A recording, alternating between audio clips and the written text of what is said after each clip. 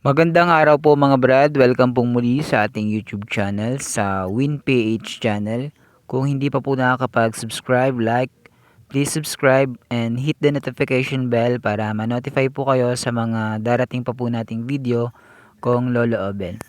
So, ang nasa screen po natin mga brad ay isang typewriter. Ang kanyang model ay Universal MU-2000. So, ito ay nakalaka lang po natin sa ating paglilibot. Nabili lang po natin siya sa presyong bakal. So, sa mga nais po na sa mga makakakita po nito rather na typewriter na to na gustong bumili para maging collective items at pwede nyo pong ma-restore ay makipag-ugnayan lang po kayo or mag-comment lang po kayo dito sa ating comment section para po sa ganun ay kung kayo po ay willing, just at least meron po kayo, mag-leave lang po kayo ng comment sa baba. Para po sa ganun ay kung interesado po kayo sa mga ganitong uri ng typewriter, kung may mga bumibili po sa inyo ng mas mataas ang value, so mag-comment lang po kayo dito sa baba. Ito po ay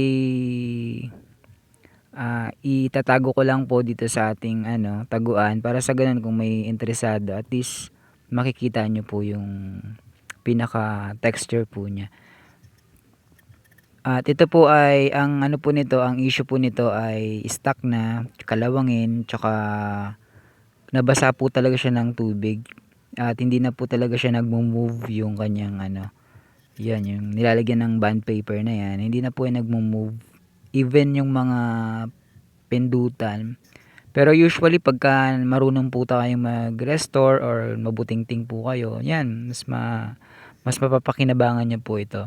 So sa akin ay kung sa akin lang po bilang nagja-junk shop, gusto ko na lamang po siyang ipakilo, baklasin at alamin yung mga classification. Sana po ay kung interesado po kayo, makipag-ugnayan lang po kayo at mag-comment lang po kayo at babasahin po natin. Maraming salamat po.